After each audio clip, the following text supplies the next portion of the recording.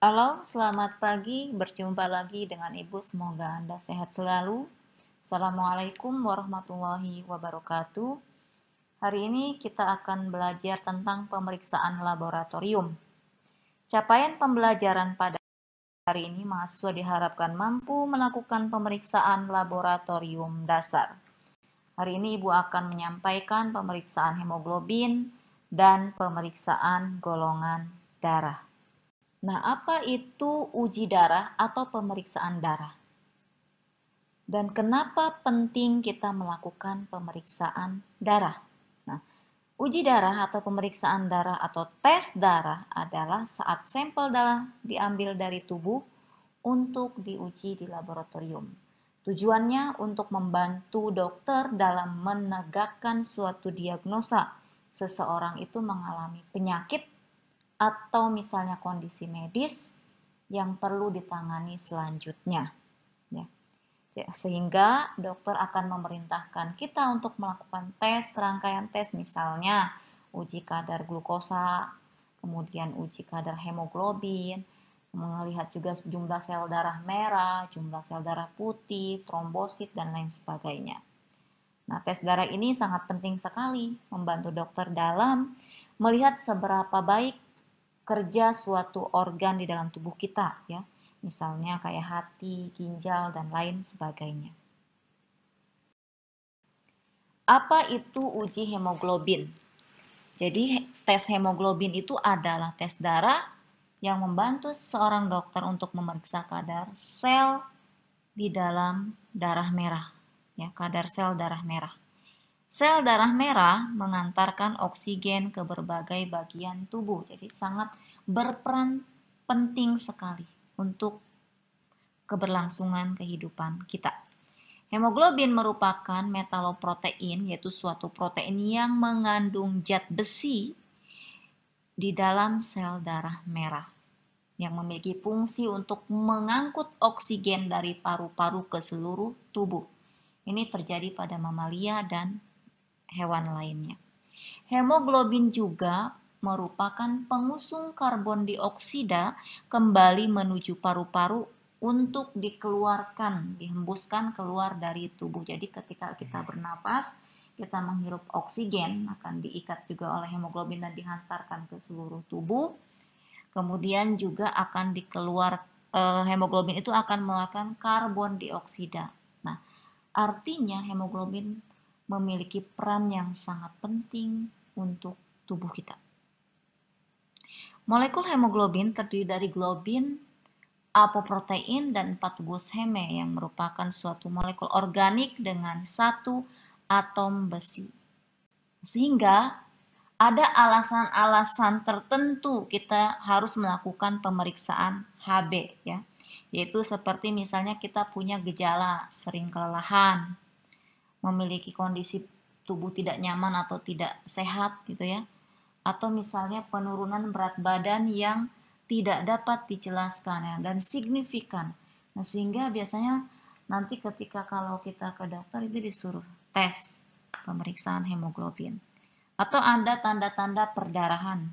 Kemudian juga misalnya sebelum dan setelah operasi, melakukan operasi. Nah, itu biasanya akan dilakukan pemeriksaan Hb ya. Nah, ini pada masa kehamilan penting bagi ibu hamil. Kenapa? Supaya bayinya tidak mengalami anemia atau tidak ada perdarahan pada saat persalinan atau tidak mengalami misalnya IUFD dan lain sebagainya untuk menjaga kondisi kesehatan ibu dan bayi. Selama masa kehamilan, ibu hamil harus melakukan salah satunya adalah pemeriksaan dasar ini, pemeriksaan kadar Hb dalam darah merah. Kemudian juga misalnya kalau ada seseorang yang mengalami tanda gejala seperti ginjal kronis ya, atau banyak masalah penyakit medis lainnya yang kronis yang harus melakukan juga pemeriksaan Hb ini. Misalnya pemantauan anemia dan penyebabnya, kemudian juga untuk mengevaluasi selama pengobatan kanker ini pada penderita kanker, dan itu juga harus dilihat karena ada beberapa efek obat juga atau kondisi kanker yang bisa menyebabkan Hb seseorang menurun. Oke, memantau obat-obatan yang dapat menyebabkan anemia atau jumlah darah rendah. Nah, itu alasannya. Beberapa alasan, mungkin ada alasan lain tentunya yang mengharuskan ya kita untuk melakukan pemeriksaan hemoglobin. Nah, tujuan pemeriksaan ini untuk apa? Nah, jadi untuk memeriksa kadar sel darah merah yang rendah atau tinggi. Jadi nanti akan dilihat kita ini masuk kategori yang mana?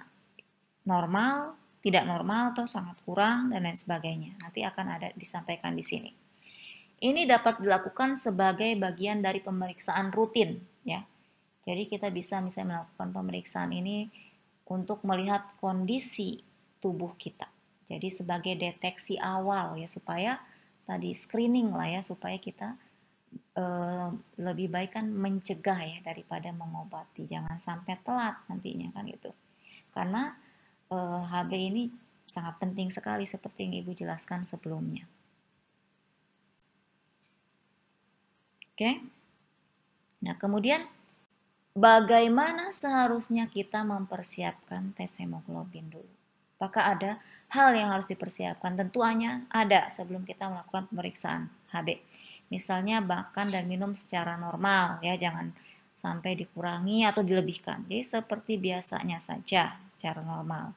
Kecuali kita misalnya ada uji lain selain kadar HB yang mengharuskan kita puasa sebelumnya. Misalnya 2 jam sebelumnya. Kayak gitu, nggak boleh makan dan minum. Itu berarti harus kita prepare ya, persiapkan sebelumnya. Biasanya nanti seorang dokter atau tenaga laboran akan menginformasikan dulu sebelum kita melakukan pemeriksaan HB ini. Kemudian beritahu dokter Anda tentang obat apapun yang Anda minum, karena itu juga akan mempengaruhi hasil tes hemoglobin ya. Kemudian juga beritahu dokter Anda jika Anda pernah menjalani transfusi darah atau Anda emang perokok. Nah, itu juga sangat mempengaruhi kadar HB di dalam tubuh kita. Ada beberapa riset tuh yang menyatakan merokok bisa meningkatkan kadar hemoglobin. Nah, itu silahkan Anda baca artikelnya. Mungkin kita bisa diskusikan ya. Nah, sekarang seperti apa sih pengujiannya? Ibu sudah sampaikan juga pada PPT sebelumnya. Jadi cara kerja tes hemoglobin ini sebagian besar tes darah mengambil sedikit darah dari vena ya. Nah, ada juga dari jari ya, misalnya di perifer ya. Kalau misalnya ada juga di pada bayi, misalnya beda lagi cara pengambilannya ya itu. Nah, dengan cara apa? Membersihkan kulit dengan alkohol 70% ya gitu kan. Kemudian dengan tourniquet karena di pena tadi ya. Tourniquet itu ditaruh di lengan agar pembuluh, kemudian kita ikat agar pembuluh darah tadi membengkak dengan darah ya. Memasukkan jarum ke pembuluh darah, nah itu kemudian tarik sampel darah tadi ke dalam botol atau semprit ya. Jadi setelah diperoleh jumlah darah yang diinginkan dimasukkan ke dalam botol untuk dilakukan pemeriksaan. Lepaskan karet gelang dan lepaskan jarum dari vena yang tourniquet tadi ya. Kemudian bersihkan kembali bekas tusukan tadi, misalnya dengan kapas alkohol, dan dibersihkan sampai darahnya tidak keluar lagi ya. Baru dilakukan pengecekan kadar HB. Bisa dengan HB sahli, bisa dengan HB digital, dengan spektro ya. Itu. Jadi untuk pemeriksaan HB itu jadi ada berbagai macam alat atau teknologi ya untuk mengetes, melihat kadar HB seseorang.